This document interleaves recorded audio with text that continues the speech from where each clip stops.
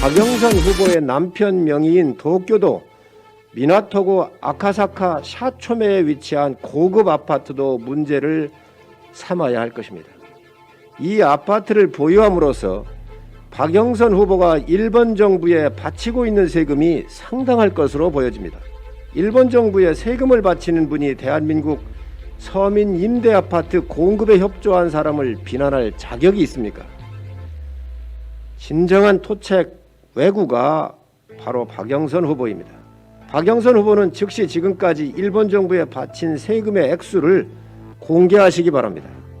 일본의 세금을 꼬박꼬박 바치고 있는 박영선 후보에게는 서울시장이 아니라 도쿄시장이 더 잘 어울릴 것입니다. 도쿄시장 박영선의 탄생을 기대하겠습니다. 최근 지지율 하락으로 궁지에 몰린 민주당이 우리 당 오세훈 후보의 내곡동 땅과 관련된 정치 공세를 계속하고 있습니다. 이 땅이 임대주택단지로 지정되기 위한 절차는 오세훈 시장 취임하기 전에 이미 시작되었으며 오세훈 시장이 취임한 후에 원래 계획돼 있던 대로 절차가 완료되었을 뿐입니다. 오세훈 시장이 취임했건 안 했건 이 땅은 임대주택단지로 지정되었을 것입니다. 이 땅은 오세훈 후보의 부인께서 50년 전에 선대로부터 상속받은 땅입니다.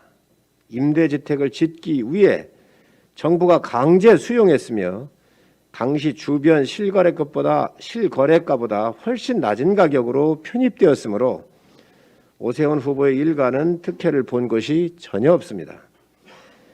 민주당은 이미 10년 전 써먹었던 흘러간 유행가를 또 틀고 있습니다. 선거 때면 도지는 민주당의 조작 사건들을 다시 한번 상기해드리겠습니다. 최규선 20만 불 수수 사건, 기안건설 사건, 김대엽 병풍 조작 사건, 최근에 있었던 채널A 권한유착 사건 등 수많은 공작 사건들이 민주당이 작사, 작곡했던 유행가들입니다. 오세훈 후보 부인 명의인 이 땅을 문제 삼으려면 박영선 후보의 남편 명의인 도쿄도 미나토구 아카사카 샤초메에 위치한 고급 아파트도 문제를 삼아야 할 것입니다. 이 아파트는 일본 전국에서 가장 유명한 부촌인 미나토구의 아카사카 지하철역에서 도보 8분 거리의 초역세권에 위치해 있습니다. 이 아파트를 보유함으로써 박영선 후보가 일본 정부에 바치고 있는 세금이 상당할 것으로 보여집니다. 일본 정부에 세금을 바치는 분이 대한민국 서민 임대아파트 공급에 협조한 사람을 비난할 자격이 있습니까? 진정한 토책 왜구가 바로 박영선 후보입니다. 박영선 후보는 즉시 지금까지 일본 정부에 바친 세금의 액수를 공개하시기 바랍니다. 이 아파트를 구입할 돈으로 서울의 아파트를 구입했다면 우리 정부의 종부세라도 한 푼은 더 냈을 것입니다. 일본의 세금을 꼬박꼬박 바치고 있는 박영선 후보에게는 서울시장이 아니라 도쿄시장이 더 잘 어울릴 것입니다. 도쿄시장 박영선의 탄생을 기대하겠습니다.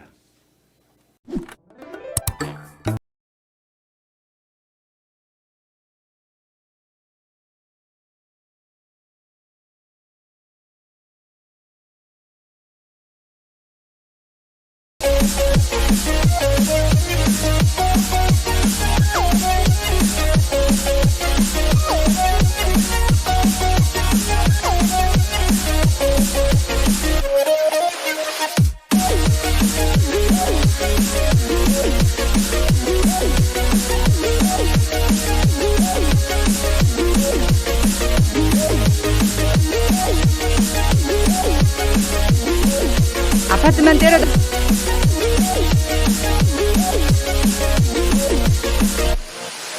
아파트만 때려다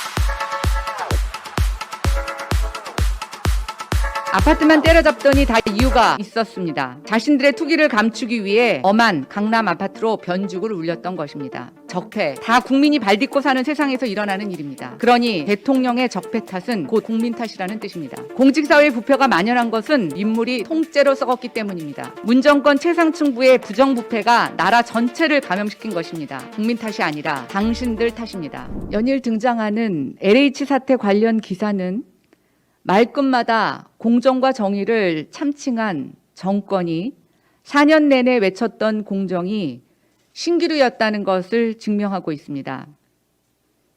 25번이나 역대 최고, 초강도 대책이랐던 부동산 대책은 결국 공시가격 상승을 통한 꼼수 증세를 하려고 펼친 집값 부풀리기 작전이었습니다.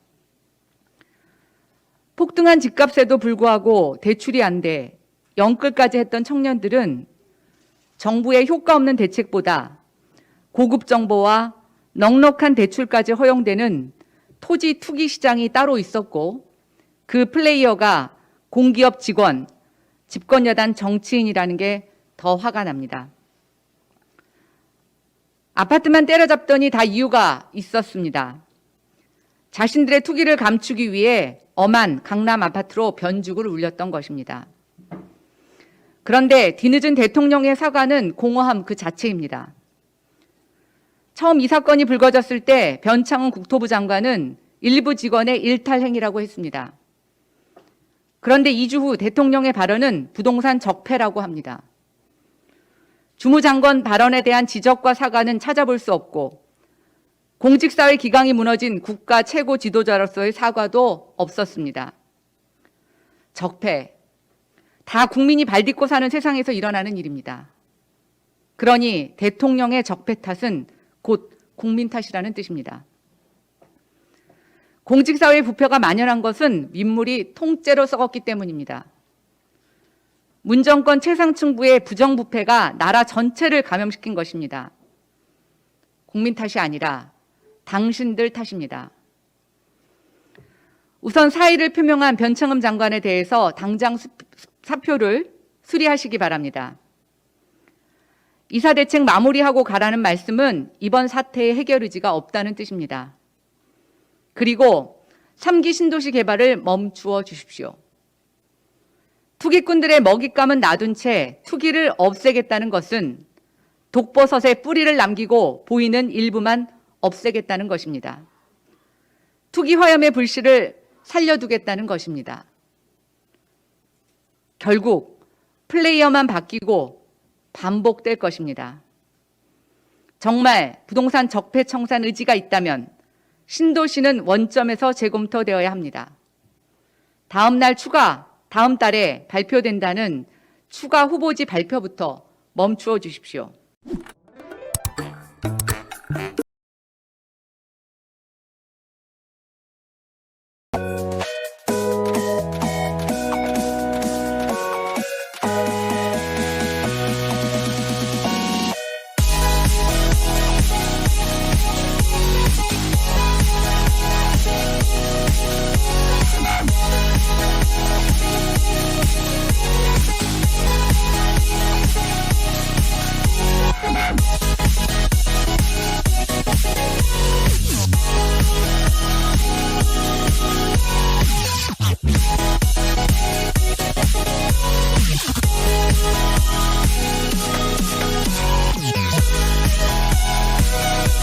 왜 이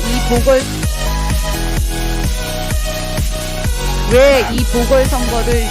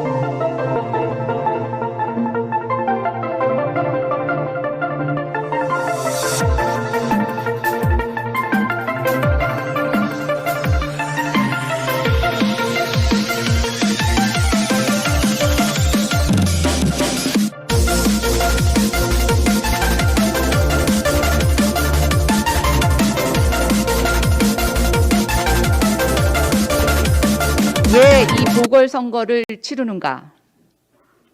박원순 시장 성폭력 피해자 A씨가 어제 이번 보궐선거가 치러지게 된 계기가 묻혔다고 생각한다며 자신이 겪고 있는 고충과 이를 지우려고만 하는 여당을 향해 돌직구를 날렸습니다. 사과하고 책임져야 할 사람들이 선거 캠프에 전면에 나팔수로 나섰습니다. 특히나 그들은 여성운동가였습니다. 선출된 국민의 대표입니다. 피해자의 입장에서 한번 생각해 보았습니다. 만약 이번 선거에서 민주당이 승리하면 피해자가 원하는 진심 어린 사과를 그들이 할까? 책임자에게 응당의 대가를 치르게 할까?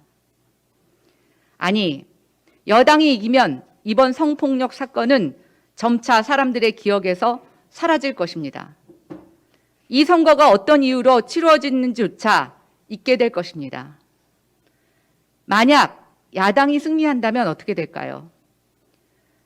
그땐 여당이 또 피해자 탓을 할지 모르겠습니다. 선거를 앞두고 어제 기자회견을 한 저희가 뭐냐고 하면서 아마 피해자를 더욱더 괴롭힐 것입니다. 그래서 지금 피해자가 느낄 두려움이 가히 짐작이 갑니다.